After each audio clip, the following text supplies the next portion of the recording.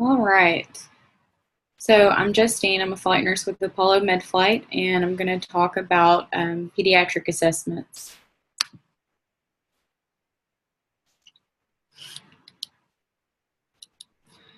So an overview, a good portion of aeromedical transport lies in the transport of pediatric patients. There is significant difference between pediatric and adult patients, so we have to be very versed in these differences. They include but are not limited to any anatomical, physiological, psychosocial differences.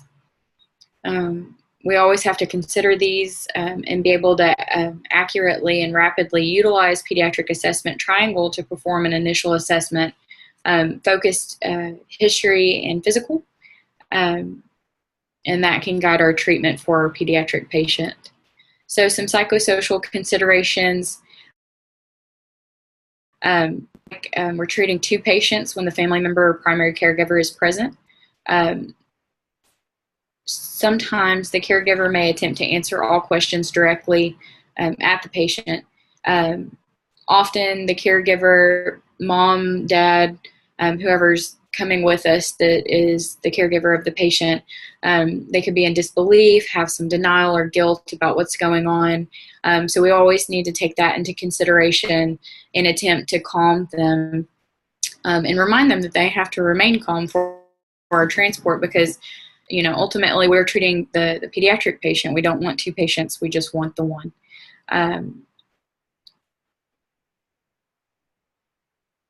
We have to make sure we're monitoring general appearance.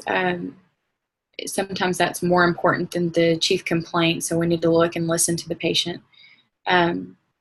We can't be aggressive, and hopefully we aren't that way with our adult patients either. But for sure with pediatric patients, we have to kind of take everything down a notch just because they don't understand always what's going on. We have to explain it to them in a different manner. We don't want to traumatize the pediatric patient. Some anatomical differences: their body proportions, the heavier than the rest of the body, and they become more adult-like by adolescence, but we always have to keep that in mind. They have a greater body surface area to total body weight than an adult. So we want to consider that in our burn patients or our hypothermic patients that are pediatrics. Some care considerations: during falls are mechanisms where the child is thrown. The body is going to act like a sphere. The head will be the tip of the sphere, so we always need to keep that in the back of our mind. We may need additional padding, especially under the shoulders when we're trying to do C-spine or obtain an airway, just because their head is so much larger that it pushes up and occludes that direct line that we need. They can lose more body heat and water, so they're going to be more susceptible to hypothermia and dehydration. That will be for your burn patients, trauma patients, or just general medical patients. Some further anatomical differences as far as the airway. The tongue is going to be larger in proportion to the size of the oral cavity, so they'll have a greater malum-pati. The trachea is going to be shorter and narrower. The cartilage is a tad bit more elastic, so we have to be very gentle, and intubation shouldn't be violent anyway. It just needs to fall into place. Younger children have larger proportion of soft tissue, and newborns are going to be your obligate nose breathers. Airways are definitely smaller and narrower, and the most near airway is going to be your cricoid cartilage, not the vocal cords like an adult. Also remember in babies that a lot of times they're a tad bit more anterior than as they get older. That kind of changes. So some care considerations: they're going to have increased potential for airway obstruction. Of course they are, because of everything that we just talked about. They have just the fact that they have a more narrow airway is a huge deal. So you're going to want to open the airway in a neutral position and slightly extended. Again, that's because you need that direct line. They're going to be more susceptible to swelling from edema and inflammation from the foreign objects because of all that soft tissue that's more likely to swell. Any allergic reactions, bacterial and viral infections as well, they just have worse swelling mechanisms. Newborns have respiratory distress with the presence of nasal congestion, so always remember to suction them appropriately. And then they're going to be prone to obstruction with congestion, fluids, mucus, or secretions. As far as their musculoskeletal, the newborns still have those fontanelles, anterior and posterior. Anterior closes between 10 and 16 months, and the posterior is going to be between birth and 3 months. So you can always kind of see where they're at. You don't want to mash on that area, but you can determine their age if you need to, if nobody's told you, based on that information alone. The thoracic cavity is softer, more compliant. They have weaker abdominal muscles, so their little abdomens appear to be distended. Liver and spleen are going to be lower and more anterior, and they aren't as protected by the rib cage as adults are. Children are abdominal and diaphragmatic breathers until about 8 years of age. And then they learn how to control their chest cavity. Some care considerations. We're going to assess the assessment of anterior fontanelle can indicate dehydration or intracranial pressure depending on if it's sunken or if it's bulging. Rib fractures are uncommon, so you're going to be more worried about the organs that aren't as well protected, and then the blood vessels, things like that, because they just aren't protected. There's the intra-abdominal organs as well. So trauma to the abdomen can cause significant organ damage, especially if they're in a car accident, if they have their seatbelt on. It's a little bit different in kids. So we have to make sure that that's something we talk about with the families as well, prior to any kind of issues or traumatic issues, that they're restrained properly. Minimize restraints across the abdomen in order not to restrict any breathing, because remember that's where they're breathing from until about the age of 8. Some physiological differences: they have higher metabolic rates, they require more energy and oxygen, and illness and injury are going to increase those demands further. They have higher fluid requirements because of their higher metabolic rates. A newborn's total body weight is about 70 to 80% water compared to an adult, which is about 50 or 60%. So once they're dehydrated, they're very dehydrated. The circulating blood volume per unit of body weight up to 25% greater than that of the adult. So 80 to 90 mils per kilogram. They remain prone to hypoxia, so we have to have a oxygen-rich environment for the ill or injured child. Again, they're prone to dehydration. So if they have vomiting, diarrhea, we need to make sure we're replacing that fluid. With trauma, consider actual blood loss as relative to weight. So 200 cc's of blood loss may not affect the adult, but it can cause shock in a 1-year-old. And I always remember it's about the equivalent of, I believe it's a Coke bottle. Everything that gets taken out needs to get replaced. And that's not just with fluid, because you're going to end up diluting the pediatric patient and potentially sending them into DIC. So you're going to want to think about blood products and trauma patients for the pediatric a little bit earlier than you would for fluid replacement. Some growth and development differences: birth to 6 months, so less than 2 months, they spend the majority of the time eating and sleeping. And then 2 to 6 months, they become a little bit more active. They're moving their extremities and their head. They have separation anxiety, so the more they can be around their parent, the better, or their caregiver, whoever they're familiar with. If you can perform your assessment while the parent's holding them, by all means, do it. With that, you always want to monitor how their interactions are, as far as, is it separation anxiety, or is there any neglect going on, or any kind of abuse going on, and how they interact. So we always want to be diligent on that. They should be able to cry. very strong whenever they're healthy. They'll have a weak, like a whimper, whenever they're sick, and that should send up a red flag. The younger ones are going to be consoled with the pacifier, those little sweeties, and the older ones have to be distracted. You can get your phone out and play Mickey Mouse Clubhouse. Some interaction approach. The caregiver may approach the child without concern whenever the child's upset.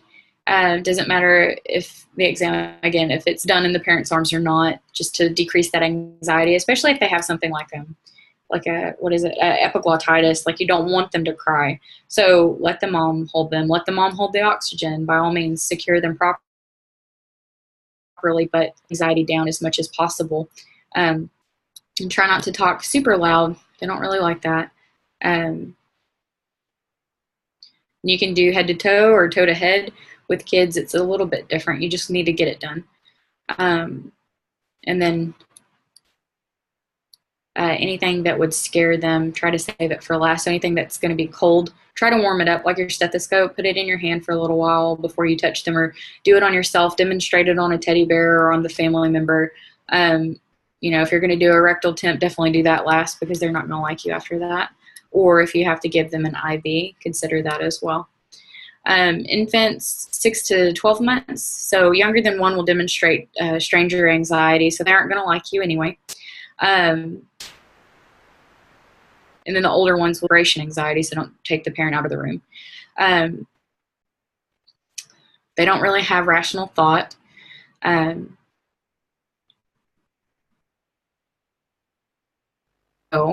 Also, this is important to remember, older children will mirror observed behaviors. So if you're upset, hysterical, if the family member is upset or hysterical, they're going to act similar. So you have to make sure everybody is very calm, especially the parent, because that's where they get most of their mirrored behavior from. Try to stay across the room and do that assessment before you actually put your hands on them.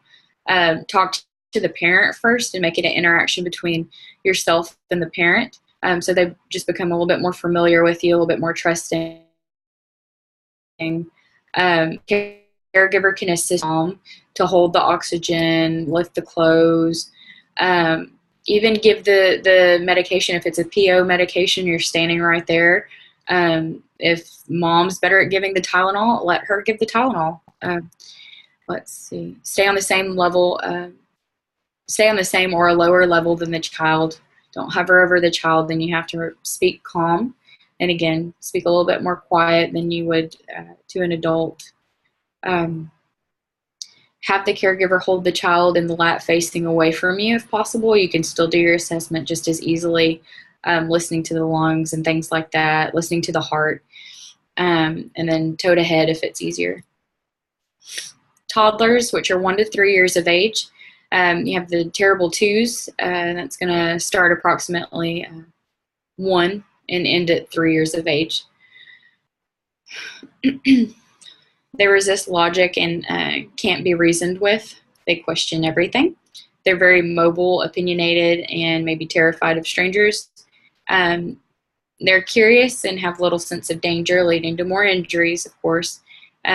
They remember previous experiences with medical personnel and may be fearful. They may think you're going to give them shots. So just kind of reassure them that if you're not, then you're not. As far as interaction approaches, you're going to want to approach slow, keep physical contact to a minimum until they're familiar with you. Stay low or eye level, speak calm. And then again, allow the patient to stay with the caregiver. You can use distraction or play, and allow them to help when possible. They definitely want to have some sense of autonomy, and by allowing them to help with their care, they're going to feel like they're in a little bit more control. So if you let them listen to the teddy bear with the stethoscope first, then they may be more likely to let you listen. Now, again, if this is a trauma situation, then that kind of all goes out the window, and you need to do what you need to do. But if it's a medical patient, then take your time to just kind of gain that rapport. You're going to give them limited choices so that they can have that sense of control. again, toe to head, and the caregiver can assist if they're calm. So preschoolers who are 3 to 6 years of age, they're illogical thinkers. They don't know the difference between fantasy and reality a lot of times. They may have misconceptions about illness and injury. Their common fears include mutilation, death, darkness, loss of control, and being left alone. So you're going to use simple terms to explain procedures. Choose your words carefully. And the appropriate language. Allow them to help. Set limits on behavior. Fewer choices.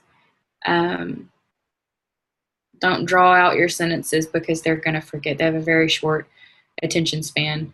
You're going to use games and distraction when necessary. And then maintain modesty. When you have a school-age patient that is to 12, they're going to be talkative. They can understand cause and effect. They could still have the wrong ideas about how their bodies work, but by age 9, they usually are able to understand simple explanations that you're going to give them. They don't understand specific illnesses or injuries or what it means to have them. Their major fears include separation from parents, friends, loss of control, and any disability. They don't talk about their feelings, or they're unable to put it into words at this point. Or they could just be real shy. So you're going to want to speak directly to the child, then include the caregiver. You can do the head to toe at this point. You're going to want to remain calm, be truthful, and provide age-appropriate explanations. The older guys, they're going to understand a little bit better about what's going on. Again, maintain modesty. Adolescents, 12 to 18 years of age, there's going to be great variability in their reactions to trauma or illness. They could be calm and mature or hysterical. They may be overly modest or provocative. They could potentially give you accurate information about the incident that happened. They could feel indestructible and partake in risk-taking behaviors. But some of their fears include permanent injury, disfigurement, disability as a result of injury or illness. So always keep that in mind. As far as how you're going to want to approach them, talk to them like you would an adult. Be firm and calm. Be aware of potential alcohol or drug abuse. Try to pair them up with the same-sex provider to examine, if at all possible. At this age, they're a little bit more self-conscious about their body. Try to interview them without the caregiver if they feel hesitant to give you details of the situation. However, remember, they are still minors at this point, except with exception of the 18-year-olds. So they may want their parent, but the parent doesn't necessarily have to leave the room. So just kind of think about how you're going to word your questions if they do remain in the room and you have some questions to ask them. And then always provide reassurance regarding their injuries. So assessment techniques are going to remain pretty much the same across the board. Again, as long as the anatomical areas are covered, it doesn't matter if you do head to toe or toe to head, depending on the age and how mature they are. In an unconscious child, same assessment techniques used for adult are used for the child. This is a very important point. The pediatric assessment triangle is a rapid assessment technique that allows the clinician to develop a general impression of the pediatric patient. And this is going to be your across the room. And it's going to be super, super important whenever you're dealing with pediatric assessment trauma. And this is going to be seen throughout your career span. So the pediatric assessment triangle is something to remember. And then that's going to take an impression about less than 60 seconds. And then if further assistance assists in determining the level of the urgency for life support or key physiological problems. The three components are going to be your appearance, work of breathing, and circulation to skin. So again, the three components are your appearance, work of breathing, and circulation of skin. And this is a little graph. So are they talking, or their eyes open, or are they breathing, or is it labored, is it slow, is it foo, or are they appropriate for color, are they bleeding everywhere? That's the adequacy of ventilation, brain perfusion, homeostasis, and the central nervous system function. And again, that can be done across the room, allowing the child to remain in the caregiver's lap. And you can use bright lights or toys to measure the child's level of interaction. The caregiver may be able to assist with the assessment if possible. All right, so as far as their appearance, you can use the mnemonic TICLS, TICLS. That's going to measure tone, interactiveness, consolability, look or gaze, speech or cry. So as far as their tone, are their extremities moving? Are they flaccid, interactive? Are they looking at the various environmental stimuli? Are they obtunded or lethargic? Consolability, are they crying and they're being calmed by the caregiver? Or can you not calm them? Their look, can they maintain eye contact with objects or people? Or do they just have like a glassy stare? Their speech or cry, is it strong, weak, or muffled? Or is it hoarse? As far as work of breathing, the quick indicator of oxygen and ventilation, respiratory rate, or chest sounds, and this is going to reflect the child's attempt to make up for difficulties with oxygenation and ventilation. So any abnormal airway sounds, it's going to be, do they have sonorous respirations, any stridor or grunting, and then their positioning, are they tripoding, refusing to lie down because it's more difficult for them, and then their motion as far as the use of accessory muscles, intercostal, substernal retractions of the chest wall. If the infant's head's bobbing, or if they're having any nasal flaring, then they're obviously having an increased work of breathing. Circulation, that's going to be how adequate the cardiac output is, and things such as your heart and your brain, right? Cold room temperatures could cause false skin signs just because kids, they turn blue super easy. Inspect the chest, face, abdomen for color. In dark-skinned children, the lips and mucous membranes are the best place to assess for circulation. So you could have different characteristics such as pallor, which is going to be white or pale skin, mottling, which is patchy skin, discoloration due to vasoconstriction. Also with the mottling, make sure it's not because they're cold, as well as the cyanosis, which would give them a bluish discoloration. So you have to consider aspects of this triangle to determine an adequate assessment of your patient. This is how you calculate the GCS of a pediatric patient. So 12 months to 14 years of age, that's your child GCS. It's found to be unreliable in infants, but can be used as an estimation as appropriate. And then here's a list of the vital signs, normal ranges of what you would expect. So it's not too far off from what you would expect as far as like the adolescents and adults, very similar. And then they just kind of go up as the age goes down. So instead of an adolescent having 12 respirations, the infant would have 30. Some special considerations for your vital signs.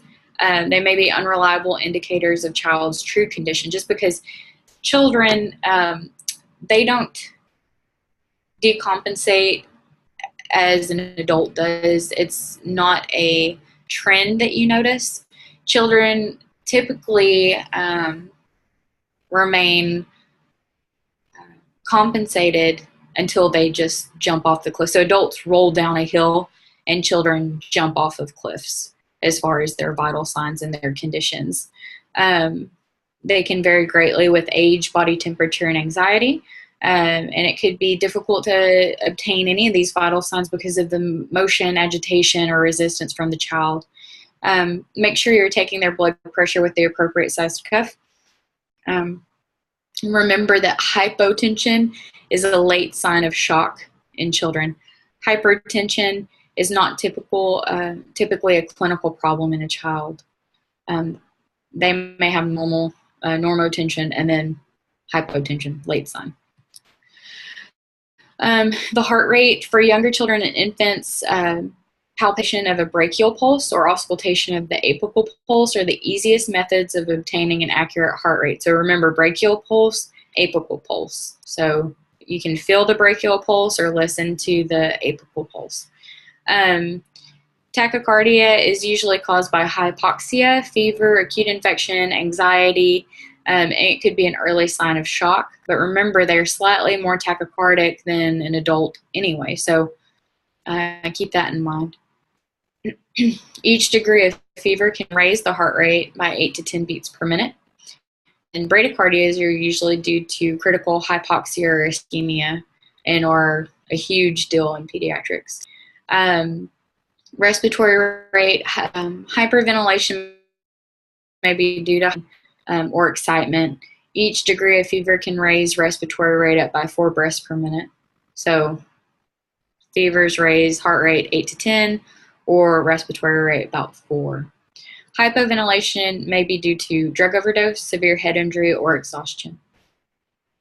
The golden rules. The child's general appearance is the most important thing to consider when determining how severe the illness or injury, the need for treatment, and the response to therapy. Always look at your patient. The physiology of the child may change very quickly, so repeat assessments are super necessary. And that is all I have for you as far as your pediatric assessment.